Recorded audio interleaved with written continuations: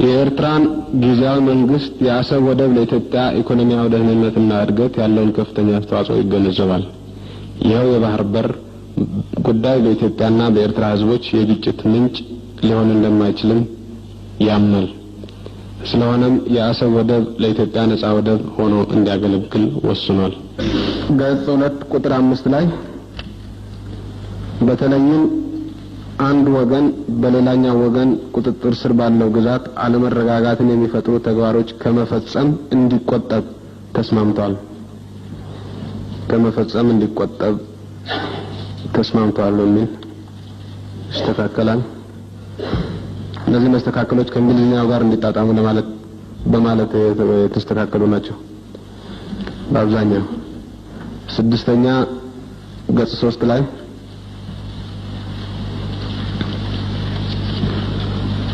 ሁለቱም ወገኖች ጸጥታን፣ የኢኮኖሚ እንቅስቃሴዎችን፣ የሰዎችን የሸቀጣሸቀጦችንና የአገልግሎቶችን እንቅስቃሴ የሚመለከቱ የጋራ መማከርት ኮሚቴዎች ለመመስረት ተስማምተዋል። ሁለቱም ወገኖች ጸጥታን፣ የኢኮኖሚ እንቅስቃሴዎችንና የሰዎችን የሸቀጣሸቀጦችንና የአገልግሎቶችን እንቅስቃሴ የሚመለከቱ የጋራ መማከርት ኮሚቴዎች ለመመስረት ተስማምተዋል በሚል መልኩ ይስተካከላል። የኮንፈረንሱ ሊቀመንበር አቶ መለስ ዜናዊ የኤርትራን ጉዳይ በሚመለከት ኢህአዴግ ያቀረበው ሐሳብ መነሻ ቁም ነገሮች እንዲሁም የኤርትራ ጊዜያዊ መንግስት በኤርትራ የሚካሄደው ሪፈረንደም ለ2 ዓመት እንዲራዘምና የአሰብ ወደብ ለኢትዮጵያ ነፃ ወደብ ሆኖ እንዲያገለግል መወሰኑን ካበሰሩ በኋላ ውይይቱ የህዝባዊ ግንባር ሓርነት ኤርትራ ልዑክ ባቀረቡት ሐሳብ ቀጠለ። በመጀመሪያ በዚህ ኮንፈረንስ ونሳተፍ ተገብረልና እድሜ ዘለና ምስጋና ልዑል ምዃኑ ክገልጽ ፈት እዚ ጉባኤ እዚ ወይ እዚ ኮንፈረንስ እዚ ንሰላምን ዴሞክራሲን ዝተወገሰ ኮንፈረንስ ስለዝኾነ ሰላምን አውራ ሰላም በመጀመሪያ በዚህ ኮንፈረንስ እንድንሳተፍ ለተደረገልን ጥሪ የምናቀርበው ምስጋና እጅግ ከፍተኛ መሆኑን ለመግለጽ እወዳለሁ። ይህ ጉባኤ ወይም ይህ ኮንፈረንስ ለሰላምና ለዲሞክራሲ የተነሳሳ ኮንፈረንስ ስለሆነ ባለፉት 50 ዓመታት በተለይም ባለፉት 30 ዓመታት በኤርትራና በኢትዮጵያ መካከል ሲካሄድ የቆየው መሪር ግጭት በአፍሪካ ውስጥ ምናልባትም ረጅሙ ጦርነት የሆነና በዘመናችን በማንኛውም መለኪያ እጅግ ከፍተኛና ከባድ ኪሳራ ያደረሰ ጦርነት በመሆኑ ይህ ኮንፈረንስ ለሰላም በመነሳቱ እኔም በሰላም መድረክነቱ ማየት እንዳለብኝ ያለኝ እምነት ከፍተኛ ነው። ምናልባት ለዚህ ግጭት መንስኤ ምን እንደሆነ በሁሉም ዘንድ የታወቀና ለሁሉም ግልጽ ቢሆንም ለማስተዋወስ ያህል አንዳንድ ነጥቦችን ለመጥቀስ ሞክራለሁ። ናይዚ ግጭት ዝጠንቂ እንታይ ምዃኑ ንሁሉ ፍሉጥን ብሩህን እኳ እንተኾነ ሓደ መዘኻኸሪ ነጥብታት ክጠቅስ ክፍትህ ጦርነቱ በቀጣይነት እንዲካሄድ ለማስቻል ወይም ምክንያት ሆኖ እንዲወሰድ ለማድረግ ሲነገሩን የቆዩ ታሪኮችና ተረቶች እጅግ ብዙ ናቸው። ሲነገሩን ወደ ነበሩት ታሪኮችና ተረቶች መግባቱን ትተን የግጭቱ ዋና መንስኤ ምን እንደሆነ ለማብራራት ወደ ኋላ መለስ ብዬ ትክክለኛውን ታሪክ መጥቀስ የግድ ሊሆን ነው። የአገሮችና የህዝቦችን ታሪክ በመናወሳበት ጊዜ ቀኝ አገዛዝ ወደ አፍሪካ ከመጣበት ጊዜ ጀምሮ ያለውን ማለታችን መሆኑን ግምት ውስጥ ማስገባት ያስፈልጋል። ግድን ከውን ኣብዚ ሕጂ ነብረሉ ዘለና ዓለም ብዛዕባ ሃገራትን ህዝብታትን ክንዛረብ ከለና ብፍላይ ከዓ ኣብ አፍሪካ ብዛዕባ ታሪኽን ህዝብታትን ክንዛረብ ከለና ወይ ብዛዕባ ዶባት ክንዛረብ ከለና ምስኡን ብዛዕባ ግጭታት ክንዛረብ ከለና ካብ ምምጻእ ናይ መግዛእቲ ናብዚ ክፍለ ዓለም እዚ ዝጅምር ምዃኑ ባለንበት ዓለም በአፍሪካ በተለይም በአፍሪካ ቀንድ አሁን የምናውቃቸው ሀገሮች ሶማሊያ፣ ጅቡቲ፣ ኤርትራ፣ ኢትዮጵያ ወዘተ አሁን ያዙትን ክልል የግዛት ድንበር ይዘው እንደ ሀገሮች መታወቅ የጀመሩት በአካባቢው ቅኝ አገዛዝ ከመጣ ጊዜ ጀምሮ መሆኑና ይህ ሀቅ በታሪክ ስም የሚሰነዘረውን ተረትና ሀቀኛ ሀቅን ለመለየት በጣም አስፈላጊ ስለሆነ ይህንን ሀቅ እንደገና ለማረጋገጥ ፈልጋለሁ።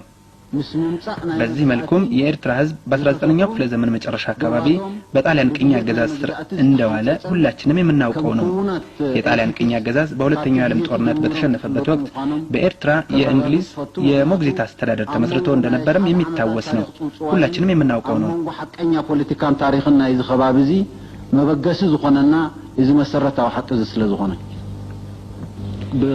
በሁለተኛው የዓለም ጦርነት የተሸነፈችው ኢጣሊያ ስታስተዳድራቸው የቆዩት ቅኝ ግዛቶች በሁለተኛው የዓለም ጦርነት መጨረሻ የራሳቸውን እድል በራሳቸው እንዲወስኑ ሲደረግ ከነዚህ ውስጥ አንዱ የሆነው የኤርትራ ጉዳይ ግን በተባበሩት መንግስታት ቀርቦ የኤርትራ ህዝብ የራሱን እድል በራሱ የመወሰን መብቱ ሳይከበረለት ፍላጎቱ ሳይጠየቅ በተባበሩት መንግስታት ተሳታፊ የነበሩ እንደ ሶቪየት ህብረት ያሉ ሀገሮችና ሌሎችም የኤርትራ ህዝብ የራሱን እድል በራሱ እንዲወስን ይፈቀድለት እያሉ ይከራከሩ በነበረበት ወቅት በሁለተኛው የዓለም ጦርነት አሸናፊ ሆነው የወጡት ኃይሎች ከራሳቸው ስትራቴጂያዊ ጥቅም አኳያ በመነሳት የኤርትራ ህዝብ ፍላጎቱን ሳይጠይቁ ኤርትራን በኢትዮጵያ ውስጥ ለነበረው ዘውዳዊ አገዛዝ እንደ ስጦታ በመስጠት የራሳቸውን ስትራቴጂያዊ ጥቅም ለማስጠበቅ በወሰኑት ውሳኔ ምክንያት ያው እስካሁን ድረስ በዚህ ምክንያት ይህ ሁኔታ ጦርነቱ አሁን ያለንበት ሁኔታ እንዲፈጠር ካደረጉ መሰረታዊ ምክንያቶች አንዱ መሆኑን ሊታወቅ ይገባል። አብ ህብራት ሀገራት ወንዘዛርሱ አገዳሲ መርገጽ ዝነበሮም ከም ሶቪየትን ካልኦት መንግስታትን ንመሰል ህዝብ ኤርትራ ደው ኢሎም ኣብ ዝነበሩሉ እዋን ናይቲ እዋን ተዓዊቶም ዝመጹ ኃይልታት ንናታቶም ስትራቴጂያዊ ረብሓታት የገልግሉ ብዝበልዎ ግምታት ናይ ህዝብ ኤርትራ መሰል ረጊጾም ናይ ህዝብ ኤርትራ ድልየት ከይተሓተ ናታቶም ዕላማታት ዘገልግል ኣብዚ ሀገር ዝ ተመስረተ ንግስነት ንኤርትራ ከም ህያብ አቅሪቦም ንጉዳይ ህዝብ ኤርትራ ከሂዶም ወይ መሰል ህዝብ ኤርትራ ከሂዶም ነዚ ሕጂ እንዛረበሉ ዘለና ነዊሕ ዓመታት ዝኸደ ኩናት ዘምፁ ምዃኖውን ሓደ ካፍቲ መሰረታዊ ጠንቅታት ናይዚ ግጭት ዝምዃኑ ክርስዕ ይግባን። ኣብዚ ምናልባት ንታሪክ ደጊመ ከረጋግጾ ዝደሊ ጉዳይና ረጊጾም መሰልና ጥሒሶም ኣብ ከምዚ ዝኣመሰለ ኩነታት ከእትውና ዘገደዱ ኃይልታት ናይዚ ዝሓለፈ ዓሰርተታት ዓመታት ነዊሕ ኩናትን ክሳሩን የኤርትራና የኢትዮጵያ ግጭት በኤርትራና በኢትዮጵያ መካከል የተፈጠረ ግጭት ሳይሆን በፍትህና በዓለም ህብረተሰብ ፊት የኤርትራ ህዝብ የራሱን እድል በራሱ የመወሰን ጥያቄ መሆኑ መዘንጋት የለበትም። ይህም ምናልባት መንስኤ የሆነው ካለፉት 40 ዓመታት ውስጥ 10 ዓመታት የኤርትራ ህዝብ ከፍላጎቱ ውጪ በፌዴራላዊ ቁርኝት ተሳስረው በነበረበት ወቅት በእስር ቤቶች እየተጨፈጨፈ በየገበያው ቦታና በያውራ መንገዱ እየተጣለ ለኡካኑን ለዓለም ህብረተሰብ እየላካ ቤቱታውን ባሰማበት ወቅት ጆሮውን የሚለግሰው ኃይል ባለማግኘቱ በመጨረሻም በኃይል የተጫነበት የግዳጅ ፌዴራላዊ ቁርኝት በይፋና በአዋጅ ተበጥሶ ሌላ አማራጭ ባለመገኘቱ የትጥቅን ትግል እንደ አንድና የመፍትሄ መንገድ አድርጎ ይወስድ ዘንድ የግድ ነበር። በቀሪዎቹ 30 ዓመታት መብቱ የተረገጠውን የኤርትራን ህዝብ በኃይል ሊጨፈልቀው የፈለጉት የኃይለ ሥላሴና የደርግ ስርዓቶች ብቻ ሳይሆኑ የውጪ ርዕሰ ኃያላን መንግስታት ከተጠቀሱት ስርዓቶች ጎን በመቆም ፖለቲካዊና ዲፕሎማሲያዊ ድጋፍ በመስጠት ብቻ ሳይሆን በእነዚህ ስርዓቶች ኃይል የኤርትራን ህዝብ መብት መጨፍለቅ ወሳኝ አስተዋጽኦ እንዲኖረው ለማድረግ የዘመናችን ቴክኖሎጂ ያፈራቸውን የጦር መሳሪያዎች በማስታጠቅ በኤርትራና በኢትዮጵያ ህዝቦች መካከል በሰላም በመተጋገዝና በመረዳዳት መንፈስ ሊዳብር ይገባው የነበረውን ዝምድና በ30 ዓመታት ወደ ኋላ እንዲጎተትና የኤርትራ ህዝብ መብት እንዲረገጥ በማድረግ ለደረሰው የረጅም ዘመን ኪሳራና ጥፋት ጠንቅ የነበሩ መሆናቸውን ሳልጠቅስ ለማለፍ አልችልም። መዋጣጽን መገዲ ኩውሰት ካና ይግድን ይነሩ አውስቱ 30 ዓመታት እቲ መሰል ተረጊጹ በኃይሊ كشفلق سلتدليه ناي ኃይለ ሥላሴ ናይ ደርግን ስርዓት ጥራይ ዘይኮኑ ናይ ደጋ ኃይልታት ርእስ ሓያላን ኣብ ጎኒ ዞም ስርዓታት ዚኣቶም ናይ ፖለቲካን ናይ ዲፕሎማሲን ደገፍ መሃር ጥራይ ዘይኮነ ኃይሊ ናይዚ ስርዓታት እዚ ኣብ ምጭፍላቅ መሰል ህዝቢ ኤርትራ ወሳነ ከም ዝኸውን ምግባር ኩሉ ኣብዚ ዘለና ዘመን ዘምጽኦ ወይ ኣብዚ ዘለና ዘመን ቴክኖሎጂ ዘምጽኦ ኣጽዋር እናዕጠቑ ነዚ ኣመንጎ ህዝቢ ኤርትራን ህዝቢ ኢትዮጵያን بسلام بمتحققاز بمرددا كمعبل زنبور زمدنا مثالات عامة دحريت قوتيتهم بأطوارهم نتمثل مرقاصهم ناي إذا حلفنايو نوح اوان كساراتات انكم من بارون كي تقصكو حل فايدل ناي هاي السلاسية ناي منقستون سرعات زي حتى تلو نقر نحراليو نهزبي إثيوبيا حنسا بحضرنتشن حنسا بناي شوراشن حنسا بناي أملاخشن بزي تفلا له أسمات نهزبي إثيوبيا أبزر بحاذا يقولوا كوينات نخأتو أبتو كوينات نخحرر የኃይለ ሥላሴና የመንግስቱ ስርዓቶች የሚጠየቁበት ጉዳይ ቢኖር የኢትዮጵያ ሕዝብ አንዴ ባንድነት ስም አንዴ ባቢዮት ስም በሌላ ጊዜ በአምላክ ስም በተለያየ ስያሜ ጠቀሜታ በሌለው ጦርነት ውስጥ እንዲዘፈቅና በጦርነቱ ላፈን እንዲለበለብ ኢትዮጵያ እንድትፈራረስ ኢትዮጵያ እንድትዳከም በመጣጣራቸው በኢትዮጵያ ሕዝብ ፊት ተጠያቂዎች መሆናቸውን ብቻ ለመጥቀስ ወዳለሁ። የኤርትራ ሕዝብ ከ30 ዓመታት ረጅም ትግል በኋላ በራሱ ውሱን አቅም እዚህ ብቻ ሳይሆን በአፍሪካ ውስጥ ተወዳዳሪ የማይገኝለት የሰው ህይወት ከፍሎ ከመቶ ሺህ በላይ ህዝብና ተጋዳዮችን በጦርነት ውስጥ ለፍልሚያ አሰማርቶ በብዙ ሺህ የሚቆጠሩት አካለ ስንኩላን ሆነው የህዝቡ ሲሶ ለስደት ተዳርጎና በዚህ ሁሉ ፈተና ውስጥ በአንድ እግሩ ቆሞ በመታገል የኤርትራ ህዝብ የራሱን እድል በራሱ ለመወሰን እሱ በፈለገው በሰላማዊ መንገድ ሳይሆን ፍላጎታቸውን ተግባራዊ ለማድረግ ጦርነት በከፈቱት ኃይሎች ፍላጎት ማለትም በትጥቅ ትግል እነሆ ዛሬ መብቱን ለማረጋገጥ ችሏል። ኣብዚ ዘለና እዋን مسؤولون رئيس وساني بتزدلوا من قدي مع سلام بيكونه بتي وتم دليتهم كالرجاء بتصلوا نتقينات زخفتوا حيلتات مالت من عيدك من قدي مسؤولوا كالرجاء في بوله عزيز الرجازي بتحنا تمرجع انتايو يتي حتى كنا وح يدلن عبز وانزي بزقات عمزي الجواء مسلامن ديمقراطين تلعيلو سلازلو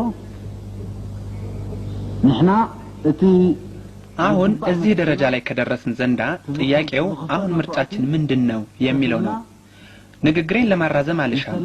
በአሁኑ ወቅት በዚህ አጋጣሚ ይህ ጉባኤ ለሰላምና ለዲሞክራሲ የቆመ መሆኑን ያህልና እኛም ተገቢውን መስዋዕትነት በመክፈል ተገቢውን መብታችንን ያረጋግጥን ስለሆነ ከዚህ በመካሄድ ላይ ካለው ኮንፈረንስም ሆነ ከዚህ መድረክ ከሚፈልቁት የመንግስት አቋሞች ለማወቅ የምንሻው ይህ ስርዓት የቆየውን አሰራር በመከተል የተለያዩ ሰበቦችንና ማድበስበሶችን በመፍጠር ጦርነትን የመቀጠል ወይስ የሰላምን መንገድ የመከተል አቋም ለማወቅ ነው።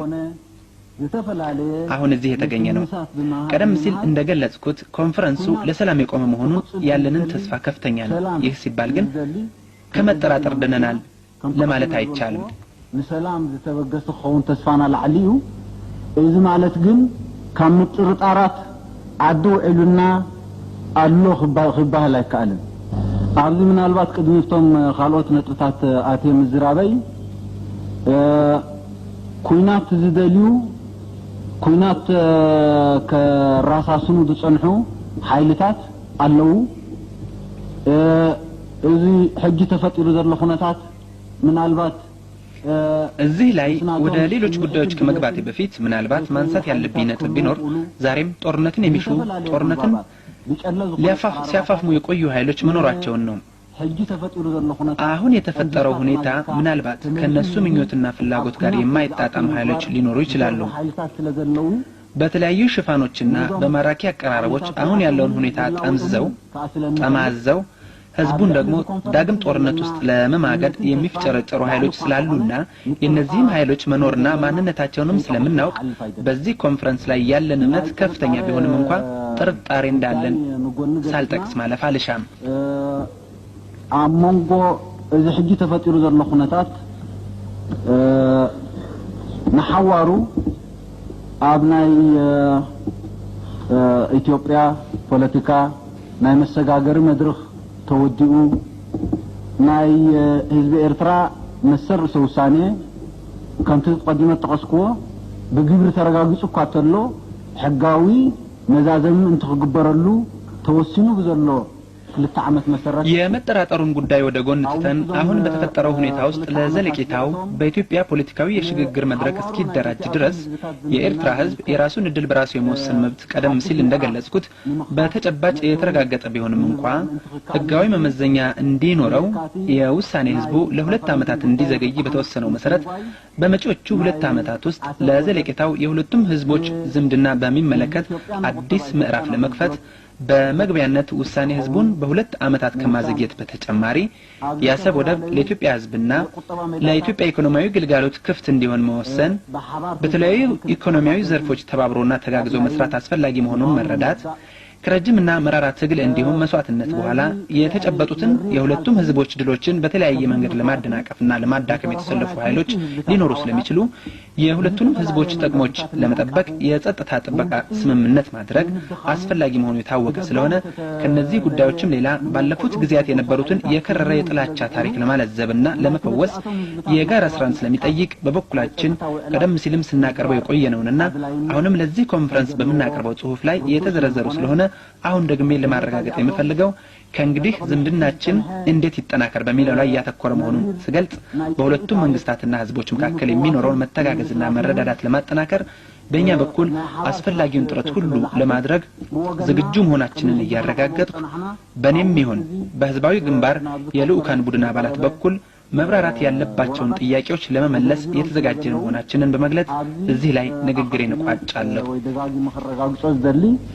መንፈስና ንድሕሪ ሕጂ ብዝመጽእ ንመጻኢና ከመገርና ዝምድናታትና ከነማዕራር ንኽእል ናብ ዝብል ዝጠመተ ምዃኑ ነዚ ኣብ መንጎ ክልቲኡ መንግስታት ይኹን ህዝብታት ዝህሉ ምትሕጋዝን ምርዳእን ንምሕያል ብወገንና እቲ ዝድለ ጻዕሪ ክንገብር ቁርባት ምዃንና እናረጋገጽኩ ካብዚ ንላዕሊ ብወገነ ይኹን ብወገን ዝልኡኽ ናይ ህዝባዊ ግንባር ክቐርብ ዝሕተት መብርሂታት ተሎ ወይ እውን ኣብቲ قريبو زلو ورقات بقرطة معنا زملكتور استات أبزلولو مبريتات كنهب قربات مخانا إنه قلسكو بيزربا يحكسر عم يحير لهنا يترقم شجر كقاطمو الخوم يمكن انتحقا قزلينا من الله كمان قزلين እሺ ማጠቃለያም ላይ ከቤቱ የሚቀርቡ ጥያቄዎች ወይም ህዝባዊ ግንባርን የሚመለከት ጉዳይ በተነሳ ጊዜ ማብራሪያ ለመስጠት ዝግጁ መሆናቸውን አስቀምጠዋል እና ይህን መሰረት በማድረግ ወደ ውይይቱ እንሸጋገራለን ማለት ነው።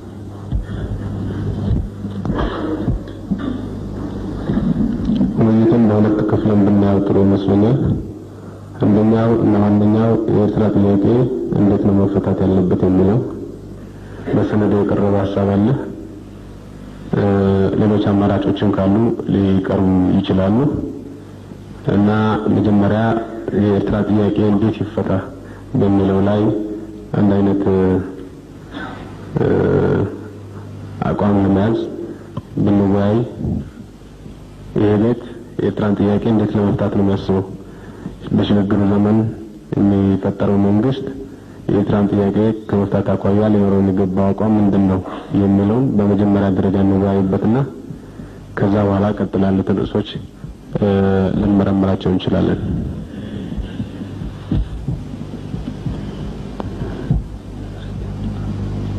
እሺ ፕሮፌሰር አስራት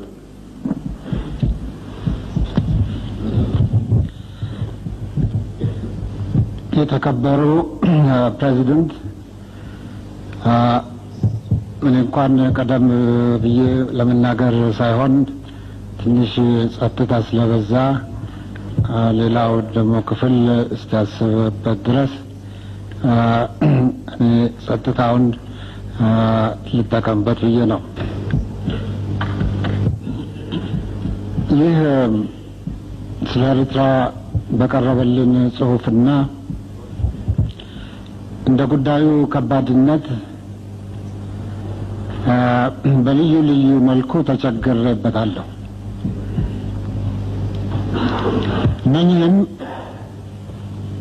የዩኒቨርሲቲዎችና የከፍተኛ ትምህርት ተቋሞችን ምሁራኖች እንደመወከል መሰረት የእነርሱን መመሪያ ሀሳብ ማግኘት ግዴታ ሲሆን ይህ እድል ባለመኖሩ እንዲሁም የዚህ የቀረበልኝ ጽሑፍ አቀራረብ ምንም የተከበሩ ፕሬዚደንት በማዳበሪያነት የሰጡት መርሆች ከልብ የሚስማማበት ቢሆንም በወረቀት ውስጥ ያልሰፈሩ ስለሆነ የኤርትራን ሕዝብ ታሪካዊና ኢትዮጵያዊ አስተዋጽኦ ትንተናው እንግዳ ስለሆነብኝ እንዲሁም አሁን ምንም በአካልም በነፍስም የተከበሩ አቶ ኢሳያስ አፈወርቅ የህዝባዊ አርነት ግንባር ኤርትራ መሪ እዚህ በማየቴ በእውነቱ በጣም ከፍተኛ ደስታ ሲሰማኝ አይቻቸው አላቅም። እንዲሁም ደግሞ ሲያብራሩ በእውነቱ ምን ያህል አንድነታችንን ሲያሳዩ ካስተርጓሚው ከኤክስፐርቱ ከዶክተር በረከት አብም በልጠው በማስተርጓሚ እየተባበሩ ሲያስተረጉሙ እና እንዲሁም አጠገብ ለአጠገብ ተቀምጠን ስንታይም ምን ያህል አንድ መሆናችንን ሁሉ ቢያረጋግጡልኝ በአንዳንድ ሁኔታው ደግሞ በተብራራ ውስጥ እንደገና ራሴ እንግዳ ስለሆነብኝ በክቡርነቶ ፈቃድ መሰረት በበኩሌ ትክክል ነው ብዬ የማምንበትን ሀሳብ እንዳቀርብ ይፈቀድልኝ። ምንም ኤርትራ በመባል ለ70 ዓመታት ያህል በቅኝ ገዢዎች ምክንያት በመክፈል በአንድ ሀገር ሁለት ህዝቦች ተደርገው ቢቆዩም በታሪክ በባህል ሃይማኖትና በደም በመተሳሰር ለረጅም ጊዜ በአንድ ህዝብነት የቆዩ መሆናቸው የታወቀ ስለሆነ ማስረጃ መፈለግ አይሻውም። እንዲሁም ከቅኝ ገዢዎች የተረፈችው የኢትዮጵያ አካል በጣሊያን ከመወረራም በፊት ሆነ በጊዜው እና በኋላም ከወንድሞቻቸው ጎን ተሰልፈው ለኢትዮጵያ ነጻነት በልዩ ልዩ መስክ የኤርትራ ህዝብ ያደረገው ከፍተኛ አስተዋጽኦ በደንብ መታወስ ይገባዋል። ሶስተኛ ኢትዮጵያና ኤርትራ ነጻ ከወጡ በኋላ ከጣሊያን ወረራ በኋላ ማለቴ ነው ኤርትራ በእንግሊዝ ሞግዚታዊ አስተዳደር እንደተጠቀሰው ስር ስትወድቅ በአንጻሩ ኢትዮጵያ ደግሞ በእንግሊዝ የበላይ ጠባቂነት ወይም ፕሮቴክቶሬት እንድትሆን ያጋጠማትን የፖለቲካ ተጽዕኖ በመከላከል ለዓመታት ከባድ የፖለቲካ ትግል ታካሄድ ነበር። ከዚህም በኋላ አራቱ ሀያላን መንግስታት በወቅቱ በጣሊያን ቅኝ ግዛቶች ጉዳይ እልባት ለመስጠት በተነጋገሩበት ወቅት የኤርትራ ጉዳይ በተባበሩ መንግስታት እንዲወስን ሲስማሙ በማንኛቸውም የውሳኔ ውጤት ኢትዮጵያ የባህር በር እንድታገኝ የስምምነታቸው መሰረት ነበር። አምስተኛ በተባበሩ መንግስታት ቻርተር መሰረት ይኸው ድርጅት ባከናወነው ድርጅታዊና ህጋዊ ስልቶች መሰረት የኤርትራ ህዝብ እስላሙም ክርስቲያኑ ከኢትዮጵያ ጋር ለመዋሃድ በከፍተኛ ድምፅ በመወሰኑ የታሪክ ሀቅ ነው። ሆኖም የተባበሩ መንግስታት ኤርትራን ከኢትዮጵያ ጋር በነበረው ሉዓላዊ መንግስት ስር በፌዴሬሽን እንድትዋሃድ ወሰነ። ከዚህ ውሳኔ በኋላ ጉዳዩ እንደማንኛቸውም በተባበሩ መንግስታት በቅኝ ግዛቶች ላይ የተወሰኑ ውሳኔዎች በቻርተሩና በሕጉ መሰረት የመጨረሻ ውሳኔ ስለሆነ የተባበሩ መንግስታት እንደገና በጣልቃ ሊገቡበት የሚችሉበት ጉዳይ አይደለም። ድርጅቱ ማለት የተባበሩ መንግስታት ይህን ላድርግ ቢል እንኳ በዓለም አቀፍና በአፍሪካ አህጉር ከፍተኛ ችግሮችና ወይም ውዝግብ እንደሚፈጥር መዘንጋት የለብንም። ሆኖም ከፌዴሬሽኑ በኋላ አከራካሪ ጉዳይ ተብሎ የሚወሳው የውህደቱ ጉዳይ ብቻ ነው። ይህም ጉዳይ በሕግ ሊታይና ሊፈታ የሚችለው በኢትዮጵያ ሕዝብ ውሳኔ ብቻ ነው። ነገር ግን በወቅቱ እቃወማለሁ ብሎ በትግል የተነሳውና የታገለው ኢኤልኤፍ ሲሆን እርሱም በመሃላችን አይገኝም። ባለመጋበዙም ቅሬታ የተሰማ መሆኑን በቢቢሲ ከጥቂት ቀናት በፊት ሰምቻለሁ። በዚህ መሰረት በሌሎች የኢጣሊያ ቅኝ ግዛቶች እንደተወሰነ ሁሉ በኤርትራ የተወሰነው ውሳኔ በተባበሩ መንግስታት መስፈርቶችና ሕግ መሰረት ስለሆነ ውሳኔው የመጨረሻው ነው። ሌላ የሕዝብ ውሳኔ ሊካሄድ ይፈለጋል ከተባለ ይህ ሊካሄድ የሚችለው በሉዓላዊ የኢትዮጵያ መንግስት አስተናጋጅነት በኢትዮጵያ ሕዝብ ብቻ ነው። የተከበሩ ፕሬዚደንት፣ ይህ ጉባኤ የሽግግር መንግስቱን ለመመስረት የተዋቀረ ብቻ መሆኑንና የኢትዮጵያን ሕዝብ በምንም አይነት የማይወክል መሆኑን ደጋግመው አስገንዝበውናል። በዚህ መሰረት ይህ ጉባኤ በኢትዮጵያ ሕዝብ ስም ምንም ጉዳይ ሊወስን፣ ሊያግድ ወይም ሊሰርዝ አይችልም። ሆኖም የኢትዮጵያን የአሁኑን ተጨባጭ ሁናቴ በመመርኮዝ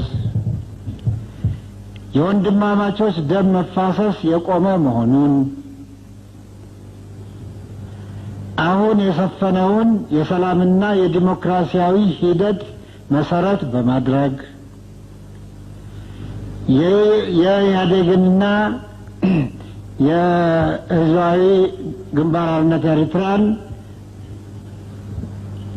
ልዩ ግንኙነት በመጠቀም ወንድማማችና እህትማማች የሆኑትን ህዝቦች መካከል የዘለቄታ ቅራኔ እንዲወገድ እና በኢትዮጵያዊነትና በይቅር እግዚአብሔር መሰረት በአስቸኳይ የሚስማሙበትን መንገድ መፈለግ የመሸጋገሪያው መንግስት ተቀዳሚ ተግባሩ እንዲሆን ጉባኤው እንዲያሳስብ ይህን ሐሳብ በአክብሮት አቀርባለሁ።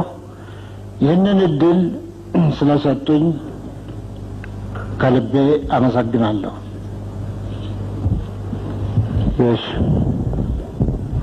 ሌላ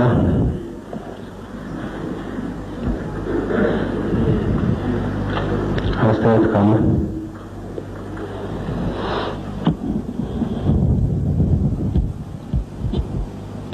አስተያየት ካለ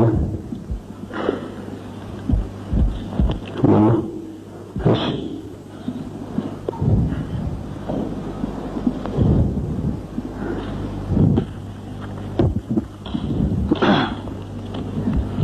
በጣም አመሰግናለሁ ክቡር ሰብሳቢ። እኔ እንኳን እንደ መንደርደሪያ አድርጌ የማቀርበው ቀደም ሲል እርሶም ባቀረቡት መሰረት በኤርትራ ጉዳይ ላይ ምን አይነት የመፍትሄ ሀሳብ መወያየት እንችላለን ወደሚለው ከመግባታችን በፊት አቶ ኢሳያስ ባቀረቡት አጠቃላይ ሪፖርት ላይ ማብራሪያ እንዲሰጥ ወደዛው ውይይት ከመግባታችን በፊት ማብራሪያ እንዲሰጥበት ሁለት ነጥቦች አሉኝ። በርግጥ በተከታታይ ባለፉት 3 ቀናት በተሰበሰብንበት ጊዜ በአጠቃላይ በአገራችን በብሔሮችና ብሔረሰቦች ይደረግ የነበረውን ፖለቲካዊ ተጽዕኖ እና ጭቆና፣ ኢኮኖሚያዊ ብዝበዛና ጭቆና፣ የባህል ጭቆና፣ ብሔሮችና ብሔረሰቦች በራሳቸው ቋንቋ ታሪካቸውን እንዲያፍሩ በደረገበት ስርዓት ውስጥ ትምህርትና ሌላም ልማት ተከልክሎ ከአፍሪካ ብሎም ከታዳጊ ሀገሮች የመጨረሻውን ጭራ ይዞ እንዲገኝ የደረገ ህብረተሰብ ነው። በዚህ መሰረት በዚህ ታሪካዊ ስብሰባ ላይ ይህን ሁሉ አስቀያሚ ገጽታዎችን ሁሉ አስወግደን በአዲስ ጎዳና ሄደን ብሔሮችና ብሔረሰቦች በአጠቃላይ በዚህ ግዛት ክልል ያለው ህብረተሰብ ሁሉ በወንድማማችነትና በተዋናችነት ወደ አዲሱ ምዕራፍና በዲሞክራሲና በእኩልነት ቅራኔዎች ቀርተው መቃቃሮችን ቀርተው በሚያስችል ሁኔታ አዲስ ስርዓት ለመዘርጋት የተሰበሰበ መሆኑን ለሁላችንም ግልጽ ነው። ይሁን እንጂ አንዳንድ መሰረታዊ የሆኑ ሀቆችንም ደግሞ ከታሪክ አንፃር ታሪክ ምስክር ነውና መረሳት የሌለባቸው ብዙ ጉዳዮች ይኖራሉ። አንደኛ የኢትዮጵያን ታሪክን በተመለከተ የቀረበ አስተያየት አለ። ሁለተኛ ደግሞ ስለ ኤርትራ ፌዴሬሽን የተባበሩት መንግስታት በመጀመሪያው 1950ዎች መጀመሪያ ላይ ስለወሰደው ሀሳብ በቀረቡት ሀሳቦች ላይ ማብራሪያ ጠይቃለሁ። አንደኛ የኢትዮጵያ አንድ ኤንቲቲ እንደ አንድ ራሱ የቻለ አንድ መንግስት አካል ሆኖ የታየው እንደ ሌሎቹ እንደ ጅቡቲ፣ ሶማሊያ ወይም ጎረቤት ሱዳን ሀገሮች የአውሮፓ ቅኝ ገዢዎች ወደ አፍሪካ ከመጡ በኋላ በተመሳሳይ ደረጃ ላይ የተቀመጠ መሰለኝ። ኢትዮጵያ በተለያየ ታሪክ ውስጥ አንዴ አቢሲኒያ አንዴ ኢትዮጵያ እየተባለ ወይም ያበሻ ሀገር እየተባለ በተለያየ ወቅት ረዘም ያለ ታሪክ የነበረው ይሄውም የታሪክ ቁንጮ ግንባሩ ከሰሜን ኢትዮጵያ እንደው አፈ ታሪኩን እንተውና ከአክሱም ዘመነ መንግስት ከአንደኛ መቶ ዓመት ከዛ በኋላ በወቅቱ የነበሩት መንግስታት ከውጭ ባለው ተጽዕኖ ከራሳቸው ካለው ወታደራዊና አስተዳደራዊ ድክመት አንዴ ሲፈራረሱ ከቦታ ወደ ቦታ በሚዘዋወሩበት ጊዜ እንደነበረ አይ ቲንክ ይሄን በታሪክ ውስጥ ተመዝግቦ የሚገኝ ነው። በወቅቱ የነበረውን ታሪክ ደግሞ የጻፉት ኢትዮጵያኖች ሳይሆኑ በአብዛኛው የተለያዩ ሀገሮች የመጡ የውጭ ታሪከኞች ናቸው። በዚህ ጊዜ ትክክለኛ ኢትዮጵያዊ የሚባለው በወቅቱ ወይም አበሻ ይባል የነበረው ከማንኛውም ዛሬ ኢትዮጵያዊ ከምንለው በማንኛውም ክልል ካለው ህዝብ የበለጠ የሰሜን ኢትዮጵያ ህዝብ ነው። ዛሬ በደቡብ በምስራቅና በምዕራብ አንዳንድ ዳር ሀገሮች ያሉት ኢትዮጵያኖች ናቸው ብለን አሁን ባለው ጂኦግራፊካል ፓራሜትር ከዚህ ከመቶ ዓመት ወዲህ እንደተባለው ከአፄ ምኒልክ ዘመነ መንግስት ካለው ጊዜ ውስጥ ካለው ኢትዮጵያዊ ነው የምንለው። ነገር ግን በዘር በታሪክና በአምሳል በባህል በብዙ ነገሮች ሁሉ ኢትዮጵያዊ ነኝ ብሎ መናገር የሚችለው መጀመሪያው የሰሜን ኢትዮጵያ ህዝብ ነው እንጂ ሌላው አይደለም። ይህን ሀቅ እያለ ከዛ በኋላ በርግጥ ከአፄ ምኒልክ ዘመነ መንግስት ወዲህ ዛሬ ኢትዮጵያ የምንለው የጂኦግራፊ ዴፊኒሽን ነው እንጂ በርግጥ ኢትዮጵያ የሚባል አሰች በባህልና በቋንቋም የአንድ ህዝብ ስያሜ አይደለም። ያ መሆኑ ከታወቀ ዛሬ ኢትዮጵያ ስያሜ የምንለው ይሄ ዛሬ ከመቶ ዓመት ወዲህ ያለውን ሳይሆን በርግጥ የራሱ ኮንቲኒቲና ለውጦች ነበሩት። ይህ መሆኑ ከታወቀ አቶ ኢሳያስ ባቀረቡት ሪፖርት ላይ የኢትዮጵያ ታሪክ ከ100 ዓመት ወዲህ ነው የሚለውና ቀደም ሲል ከነበረው የታሪክ ማስረጃነት ካለው በምን አይነት ሁኔታ ተለይቶ ከሌሎቹ አዲስ ከተፈጠሩ ኤንቲቲዎች አፍሪካ ሀገሮች ጋር ሊወዳደር እንደቻለ ይህ በትክክል ማስረጃ እንዲሰጡበት ጠይቃለሁ። ይካለኝ የራሴን የታሪክ ዕውቀትና ትንሽ አዲስ ነገር ስለሆነብኝ በዚህ በኩል ማስረጃ ፈልጋለሁ። በሌላ በኩል ደግሞ ቀደም ሲል ጣሊያን ኤርትራን በቅኝ ግዛት ከመያዟ በፊት ስለነበረው የዘር ግንድ፣ የታሪክ፣ የቋንቋና ሌሎችን በዝርዝር ማስረዳቱ በዚህ ወቅት አስፈላጊ አይደለም። ይሁን እንጂ 50 ዓመት በጣሊያን ቅኝ ግዛት 10 ዓመት ደግሞ በእንግሊዞች ወታደራዊ አስተዳደር ከቆየ በኋላ የተባበሩት መንግስታት በወቅቱ 5 አባላት ያሉበት ነፃ ሀገሮች ወይም ገለልተኛ ሀገሮችን ወደዚህ አካባቢ ደርሰው የህዝቡን ስሜትና አስተሳሰብ በወቅቱ ደግሞ በተለያየ ምክንያት በሃይማኖት ድርጅቶች እና የፖለቲካ ድርጅቶች ህዝቡን እንወክላለን ራሳችንን እንወክለው ህዝብ አለን ብለው በቀረቡት የፖለቲካ ድርጅቶች አስተሳሰብና አቋም መርምረው ከተመለሱ በኋላ በሰጡት ውሳኔ መሰረት የተባበሩት መንግስታት እና የመዝኛ ውሳኔዎችን ሁለተኛ ደግሞ ቀደም ሲል የጣሊያን ቅኝ ግዛት ወደዛ ከመምጣቱ በፊት ከነበረው ታሪካዊና ህዝባዊ ኢኮኖሚያዊ መተሳሰርና ሌሎችም ግንዛቤዎች ውስጥ በማስገባት በድምጽ ብልጫ ሶስቱ ከኢትዮጵያ ጋር በፌደራል ስታተስ ልትቀላቀል ወይም ልትተሳሰር ትችላለች በሚል ሌሎቹ ሁለት አቋም በመውሰድ የአብዛኛው ድምጽ ከፍ ስላለ ያደረገው ውህደት መሰለኝ። እርግጥ ከዛ በኋላ ያለ ስላሴ አስተዳደር ቀጥሎም ደግሞ ወታደራዊ አምባገነን የመንግስቱ አስተዳደር በክልሉ እንደ ሌሎች የኢትዮጵያ ህዝቦች ላይ ያደረገው ወታደራዊ ፖለቲካዊና ኢኮኖሚያዊ ተጽዕኖች የባህል ረገጣዎችና ተጽዕኖች ይህ ዓለም የሚባል ነገር አይደለም። ከዛ በኋላ የነበረው ሁሉ ከማንም እንደማንኛውም የኢትዮጵያ ህዝብ የኤርትራ ህዝብ በከፍተኛ ጭቆናን ስር እንደነበረ ሁላችንም የሚያሳዝንና አብረንም ስንታገልበት የነበረ ነው። ትግሉንም ስንደግፈው ነበር። ስለዚህ በዚህ በኩል ያለ ፍላጎቱ የተባበሩት መንግስታት በራሱ ሰዎች አማካይነት የህዝቡን ድምጽ ሳይሰማ ውሳኔ ተላልፎ ፌደራሊዝም ወይም የፌደራል ስታተስ አስተዳደር ውስጥ እንዲውል ተደርጓል በሚሉት ሁለት ነጥቦች ላይ ማብራሪያ እቀበላለሁ። ስለዚህ መጀመሪያ የማብራሪያ ጥያቄዎች ቀርበው መልስ ቢሰጥባቸው እነዚህ የማብራሪያ ጥያቄዎች ቀርበው መልስ ከተሰጠባቸው በኋላ ወደ ክርክሩ ብንሄድ የተሻለ ነው የሚል ሐሳብ አለን። ይሄ እንግዲህ ለቤቱ የሚቀርብ ነው ማለት ነው። ሁለተኛ ለኢፒኤልኤፍ የሚቀርብ ማሳሰቢያ ነው። አተረጓጎም ላይ አንዳንድ ችግሮች ስላሉ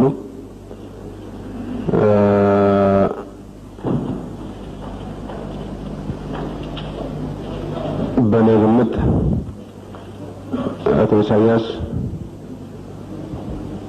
አቋሙን በትግርኛ ብቻ ሳይሆን በእንግሊዝኛም በበቂው ማስረዳት እንደሚችል ስለማምን ለቤቱ እንዲመች የማንም ሰው በቋንቋው የመጠቀም መብት ሳልጋፋ ማንም ሰው በቋንቋው የመጠቀም መብቱ እንዳለ እንደተጠበቀ ሆኖ ስብሰባውን ለማሳጠር ይረዳ ዘንድ ማብራሪያውን በተቻለ መጠን በእንግሊዝኛ ቢሰጥ ጥሩ ነው የሚል ሐሳብ አለን። ነገር ግን ይህን ስንል ማንኛውም ሰው በቋንቋ የመጠቀም መብቱን ለመጋፋት እንዳልሆነ ከወዲሁ ግልጽ እንዲሆን ያስፈልጋል። ለቤቱ ይረዳል፣ ስብሰባውን ለማሳጠር ይጠቅማል በሚል ነው። Express myself and be brief in dealing with the issues raised. I, on the beginning of my speech, mentioned one basic fact, and that was our position to evade history and historical facts should be taken note of, because we have been told, and I think there is a lot of controversy on what is written in books of history in this country. I don't want to go into the controversies about what is true and what is not true. በዚህ ላይ የተነሳውን ጉዳይ በተቻለኝ መጠን አጠር አድርጌ ለማብራራት ሞክራለሁ። ቀደም ብዬ ባደረኩት ንግግር ላይ ስለ ታሪክና ስለ ታሪክ መረጃዎች የኛን አቋም ያነሳሁት እዚህ ሀገር በተጻፉ መጻሕፍት በሰፈሩት ታሪኮች ላይ ብዙ ዝግብ ያለ መሆኑን በመስማታችን ነው። የትኛው ትክክልና ልክ የትኛው ሐሰት እንደሆነ በመግለጽ ወደ ውዝግቡ ጠለቅ ብዬ ለመግባት አልፈልግም። ግን በዚህ አካባቢ ባሉ ህዝቦች መካከል አንድ አይነት ግንኙነት መኖሩ በጣም ግልጽ ነው። በመጽሐፍት የሰፈሩ አንዳንድ ነገሮችን ራቅ ያሉ የታሪክ አጋጣሚዎችን ቋንቋንና የቆዳ ቀለምን አንድነት በመጥቀስ ጭቆናን ማስፈን ወይም የራስን እድል በራስ የመወሰንን የፖለቲካ መብት ለመከልከል መሞከር የለብንም።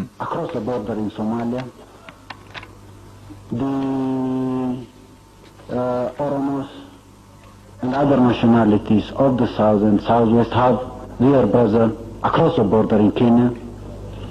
The nations and nationalities or national groups and ethnic groups on the western borders of Ethiopia have their brother across the border in the Sudan. በኦጋዴን የሚገኙ ሶማሌዎች ድንበር አቋርጦ ዝምድና ያለው ህዝብ በሶማሊያ ይኖራል። በደቡብና በደቡብ ምዕራብ ኢትዮጵያ የሚገኙ የኦሮሞ ህዝቦችና ሌሎች ብሔረሰቦች እንዲሁ ድንበር አቋርጦ የሚኖር ወንድም የሆነ ህዝብ በኬንያ ይገኛል። በኢትዮጵያ ምዕራባዊ ክፍል የሚገኙ የተለያዩ ብሔረሰቦችና ጎሳዎች ወንድሞችም በሱዳን ይገኛሉ። በኤርትራና በሱዳንም እንዲሁ ዝምድና ያላቸው ጎሳዎች ድንበር ተሻግረው ይገኛሉ። ሰዎች የኢትዮጵያ ስልጣኔ ምንጭ ብለው ለሚሉት በሰሜኑ ክፍል ባለው ህዝብ መካከል ታሪካዊ ወይም ሌላ አይነት ግንኙነት ነበር። ግን በቅድሚያ ሰዎች በታሪክ ላይ የሚወያዩት በዚህ አካባቢ የሀገሮችን ድንበር እንደገና ለማካለል አይደለም። የህዝባዊ ግንባር ሓርነት ኤርትራ አቋም ግን የሀገሮችን ድንበር በጎሳ፣ በቆዳ ቀለም፣ በቋንቋ፣ በሃይማኖትና በሌሎች መስፈርቶች የአፍሪካን ድንበሮች እንደገና የሚያካልል አይደለም። And political rights of nations that were formed. When we talk, I don't want to go into the academic argument about the meaning of nations, nationalities and others, but in case one needs to talk about the Eritrean question, we link the creation of this nation, like the creation of other nations in this part of the continent and the continent as a whole, was the making of colonialism. እኛ የምንናገረው ስለ ብሔራዊ የፖለቲካ መብትና በሀገርነት ስለተመሰረቱት ብሔሮች የፖለቲካ መብት ነው። ስለ ብሔር ብሔረሰብና ሌሎችም ትርጉም ወይም ፍቺ ክርክር መክፈት አልፈልግም። ይሁንና ስለ ኤርትራ ጥያቄ ማንሳት ካስፈለገ በክፍለ አህጉራችን በተለይም በምንገኝበት በዚህ የአህጉራችን ክፍል የሀገሮችን ምስረታ የምናያይዘውና የምናየው የቅኝ አገዛዝ ስራ እንደሆነ ነው። ስለ ታሪክ ስንናገር አቢሲኒያ የሚባለው የሰሜን ኢትዮጵያ ክፍልና ኤርትራ ኢትዮጵያ ነበር ብለው የሚያምኑ ከሆነ ካርታው እንደገና ይሳልና ለዓለም ህብረተሰብ ይቀርብ። የአቢሲኒያ አካል አልነበሩም የሚሉትን ሁሉ ያስወግዱና በአፍሪካ ቀንድና በጠቅላላው ክፍለ አህጉሩ ስለ ሌላ አዲስ ሀገርና አዲስ ድንበር እንወያይ። ግን የኛ የግጭት ታሪክ የኛ እንደ ሀገር መቆም የሚጀምረው ከቅኝ አገዛዝ ነው።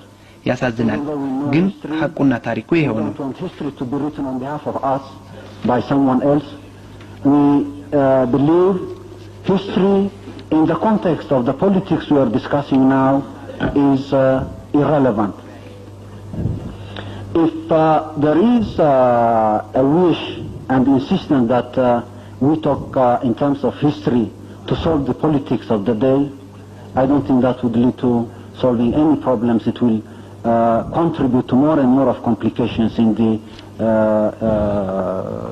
present political situation. ይህን ያነሳውትና ጫና ያደረኩበት እኛን ተከተው ሌሎች ታሪካችንን እንዲጽፉ እንደማንፈልግ ለማሳወቅ ነው። እኛ ስንመለከት አሁን በዚህ ላይ ታሪክን ማንሳት ከምን ወያይበት የፖለቲካ ጉዳይ ጋር አላስፈላጊና ግንኙነት የሌለው ነው። የጊዜውን የፖለቲካ ችግር ለመፍታት ታሪክን የማጣቀስ ፍላጎትና ግፊት ካለ ይህ በምንም አይነት ችግሩን ይፈታል ብዬ አላምንም። ይልቁንም ያለውን የፖለቲካ ሁኔታ ይበልጥ ያወሳስበዋል። በሁለተኛ ደረጃ ለአብራራ የምፈልገው እዚህ የተነሳ ነጥብ ከሁለተኛው የዓለም ጦርነት በኋላ ባለው ታሪክ ፌዴሬሽን ስለሚባለውና የኤርትራ ህዝብ እንዴት እንደተወሰደ ነው። Given the circumstances of terror and political intrigues, was for independence and hard facts, historical facts. I'm not going into the detail of the technicalities, how the UN Commission came to Eritrea and decided on imposing a referendum in Eritrea. It's documented, it's there for everybody to see, and there is no need of distorting facts. የኤርትራ ህዝብ ሽብርና የፖለቲካ ሻጥር ቢኖርም ነጻነት ይፈልግ እንደነበር የማይካድ ሀቅና የማይፋቂ ታሪክ ሀቅ ነው። የተባበሩት መንግስታት ኮሚሽን በኤርትራ ህዝብ ላይ ውሳኔ ህዝብ እንዳያደርግ እንዴት እንደጫነበት ወደ ዝርዝሩ አልገባም። ይህ በመዝገብ የሚገኝ ነገር ስለሆነ ማንም ሊያየው ስለሚችል ይህንን ሀቅ ማጣመም አስፈላጊ አይደለም። እዚህ ላይ ጥያቄው የኤርትራ ህዝብ የራሱን እድል የመወሰን መብት የራሱ ብቻ መሆኑንና የራስን እድል በራስ የመወሰን የኤርትራ ህዝብ መብት ብቻ መሆኑንና በህዝቡ ምትክ ማንም ሊወስንለት እንደማይችል ነው። በተባበሩት መንግስታት ውሳኔ የኤርትራ ህዝብ ፍላጎት በህግ ተግባራዊ ሆኗል የሚሉ ካሉ ይህ አልተደረገም። ጥያቄው የተመለሰው ህዝቡ ሐሳቡን ሳይሰጥበት ነው። ምክንያቱም ቀደም ብዬ እንደተናገርኩት ውሳኔ የተወሰነው በቀዝቃዛው ጦርነት ወቅት ወይም ከሁለተኛው የዓለም ጦርነት በኋላ በአፍሪካ ቀንድና በዓለም የነበረውን የስትራቴጂያዊ ጥቅም ለማሟላት ሲባል ነው። After Second World War period in the whole and in the world at large. So the fact that the population was not consulted on its right and destiny, and the findings even, which prove that all political groups within the alliance of the independence bloc represented or representing more than 75% of the population were trampled upon and their voices were not heard, and ሀቁ እንግዲህ ህዝቡ በመምቱና በወደፊት እጣው ላይ ሐሳብ እንዲሰጥ አልተደረገም። ነጻነትን የሚፈልጉት ፓርቲዎች 75 ከመቶ የሚሆነውን ህዝብ እንደሚወክሉ የተጠናው ጥናት ተረግጦ ድምጻቸው ታፍኖ ውሳኔ የተወሰደው በኃይል ነው። እነዚህ የታሪክ ሀቆች ተመዝግበው የሚገኙና ሊታዩ የሚችሉ ናቸው። በዚህ የታሪክ ሀቆች ላይ ገለጻ ማድረግ አስፈላጊ አይመስለኝም። እንደገና በአጽንኦት ልናገር የሚፈልገው ግን ህዝቡ እንዳልመከረና እንዳልዘከረ ማንም ሊወስንለት መብት እንደሌለውና የፖለቲካ መብቶቻችንና የራሳችንን እድል ራሳችንን ለመወሰን ያለን መብት ስናነሳ እናንተ ይህንን መሰረታዊ መብታችንን እንድታውቁልን ለመማጸን አስበን ወይም ተስፋ አድርገን አይደለም።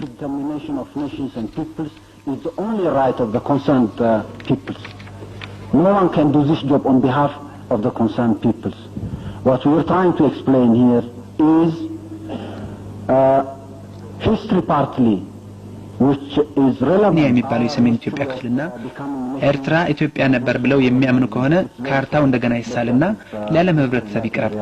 In the context of the politics we are discussing now is irrelevant. If there is a wish and insistence that we talk in terms of history to solve the politics of the day, I don't think that would be. ይህን ያነሳውትና ጫና ያደረኩበት እኛን ተከታው ሌሎች ታሪኮችን እንዲጽፉ እንደማንፈልግ ለማሳወቅ ነው። እኛ ስንመለከት አሁን በዚህ ላይ ታሪክን ማንሳት ከምንወያይበት የፖለቲካ ጉዳይ ጋር አላስፈላጊና ግንኙነት የሌለው ነው። የጊዜውን የፖለቲካ ችግር ለመፍታት ታሪክን የማጣቀስ ፍላጎትና ግፊት ካለ ይህ በምንም አይነት ችግሩን ይፈታል ብዬ አላምንም። ይልቁንም ያለውን የፖለቲካ ሁኔታ ይበልጥ ያወሳስበዋል። በሁለተኛ ደረጃ ላብራራ የምፈልገው እዚህ የተነሳ ነጥብ ከሁለተኛው የዓለም ጦርነት በኋላ ባለው ታሪክ ፌዴሬሽን ስለሚባለውና የኤርትራ ህዝብ እንዴት እንደተወሰደ ነው። I would like to briefly state the Eritrean population, given the circumstances of terror and political intrigues, was for independence and hard facts, historical facts. I'm not going into the detail of the technicalities, how the UN Commission came to Eritrea and decided on የኤርትራ ህዝብ ሽብርና የፖለቲካ ሻጥር ቢኖርም ነጻነት ይፈልግ እንደነበር የማይካድ ሐቅና የማይፋቅ የታሪክ ሐቅ ነው። የተባበሩት መንግስታት ኮሚሽን በኤርትራ ህዝብ ላይ ውሳኔ ህዝብ እንዳያደርግ እንዴት እንደጫነበት ወደ ዝርዝሩ አልገባም። ይህ በመዝገብ የሚገኝ ነገር ስለሆነ ማንም ሊያየው ስለሚችል ይህንን ሐቅ ማጣመም አስፈላጊ አይደለም። እዚህ ላይ ጥያቄው የኤርትራ ህዝብ የራሱን እድል የመወሰን መብት የራሱ ብቻ መሆኑንና የራስን እድል በራስ የመወሰን የኤርትራ ህዝብ መብት ብቻ መሆኑንና በህዝቡ ምትክ ማንም ሊወስንለት እንደማይችል ነው። በተባበሩት መንግስታት ውሳኔ የኤርትራ ህዝብ ፍላጎት በህግ ተግባራዊ ይሆናል የሚሉ ካሉ ይህ አልተደረገም። ጥያቄው የተመለሰው ህዝብ ሐሳቡን ሳይሰጥበት ነው። ምክንያቱም ቀደም ብዬ እንደተናገርኩት ውሳኔው የተወሰነው በቀዝቃዛው ጦርነት ወቅት ወይም ከሁለተኛው የዓለም ጦርነት በኋላ በአፍሪካ ቀንድና በዓለም የነበረውን የስትራቴጂካዊ ጥቅም ለማሟላት ሲባል ነው። of the Cold War period or the after Second World War period in the whole and in the world at large. So the fact that the population was not consulted on its right and destiny, and the findings even, which prove that all political groups within the alliance of the independence bloc represented or representing more than 75% of the population were trampled upon. ሐቁ እንግዲህ ህዝቡ በመብቱና በወደፊት እጣው ላይ ሐሳብ እንዲሰጥ አልተደረገም። ነጻነትን የሚፈልጉት ፓርቲዎች 75 ከመቶ የሚሆነውን ህዝብ እንደሚወክሉ የተጠናው ጥናት ተረግጦ ድምጻቸው ታፍኖ ውሳኔው የተወሰደው በኃይል ነው። እነዚህ የታሪክ ሐቆች ተመዝግበው የሚገኙና ሊታዩ የሚችሉ ናቸው። በዚህ የታሪክ ሐቆች ላይ ገለጻ ማድረግ አስፈላጊ አይመስለኝም። እንደገና በአጽንኦት ልናገር የሚፈልገው ግን ህዝቡ እንዳልመከረና እንዳልዘከረ ማንም ሊወስንለት መብት እንደሌለውና የፖለቲካ መብቶቻችንና የራሳችንን እድል ራሳችንን ለመወሰን ያለንን መብት ስናነሳ እናንተ ይህንን መሰረታዊ መብታችንን እንድታውቁልን ለመማጸን አስበን ወይም ተስፋ አድርገን አይደለም። Self-determination of nations and peoples is the only right of the concerned peoples. No one can do this job on behalf of the concerned peoples. What we are trying to explain here is history partly, which is relevant to the formation of this nation. የራሱን እድል በራስ መወሰን የሚመለከተው ህዝብ ብቻ መብት ነው። ይህንን ጉዳይ ማንም ይሁን ምን የሚመለከተውን ህዝብ ተክቶ ሊያስፈጽም አይችልም። እዚህ ላይ ለማስረዳት የሞከርነው የዚህችን ሀገር መስረታ የሚመለከት ታሪክና ከውጪ የተጫኑ መፍትሄዎች ታሪክ ጉዳዩን እንዳወሳሰበውና ችግሩን በጦር ኃይል ወደ መፍታት እንዳመራው ነው። እንደገና ልናገር የምፈልገው የራሱን እድል በራሱ የመወሰን ብቸኛና ግለኛ መብት ያለው የኤርትራ ህዝብ ብቻ መሆኑን ነው። ማንም ህዝቡን ተክቶ እድላቸውን ሊወስን አይችልም። ከየትኛውም አቅጣጫ ከዓለም አቀፍ ድርጅቶች እንኳን በኤርትራ ህዝብ ላይ የራሱን ሐሳብና ምኞት ለመጫን ፍላጎት ካለ ይህ ተቀባይነት አይኖረውም። ምክንያቱም ህጋዊና ፍትሃዊ ስላልሆነ ነው። From any quarter, even international organizations trying to impose their will and wish upon the Eritrean population, they are categorically rejected because they are not legal and they are not just. When we come to talk about the resolution of the problem here now, I would like to remind those who want to go into academic discussions about history, fiction, myth, ስለ ችግሩ መፍትሄ ስንነጋገር ወደ ምሁራዊ ውይይት በማዘንበል ስለ ታሪክ፣ አፈ ታሪክ፣ ፈጠራና የተለያዩ መጽሐፍት በማንሳት ስለዚህ ክፍለ ሀገር ወደ ምሁራዊ ውይይት የሚጋብዙንን ላስታውስ የምፈልገው እንዲህ አይነቱ ውይይት ስፍራው በዩኒቨርሲቲዎች፣ ትምህርት ቤቶችና ሌሎች የጥናት አካባቢዎች መሆኑን ነው። እዚህ መነጋገር ያለብን ስራ ወቅቱ የፖለቲካ ስለ ችግሩ መንስኤና ስለ ወቅቱ የፖለቲካ ስለ ችግሩ መንስኤና መፍትሄ ግጭቱ ከቶ በምን አይነት የተሻለ አይነተኛ አማራጭ መፈታት እንደሚችል መፈለግ ነው። በድጋሚ ለማከርና ላሳስብ የሚፈልገው በፊት ለፊታችን በተጋረጠው የፖለቲካ ጉዳይ ላይ እንድናተኩርና ካለፉት የጦርነት የጥፋት ዓመታት ታሪክ የምንላቀቅበትን መንገድ መፈለግ ነው። And my advice again is let's focus on this political issue in front of us and try to find a way out of the history of wars and destruction of the past few decades. Thank you, Mr. Chairman.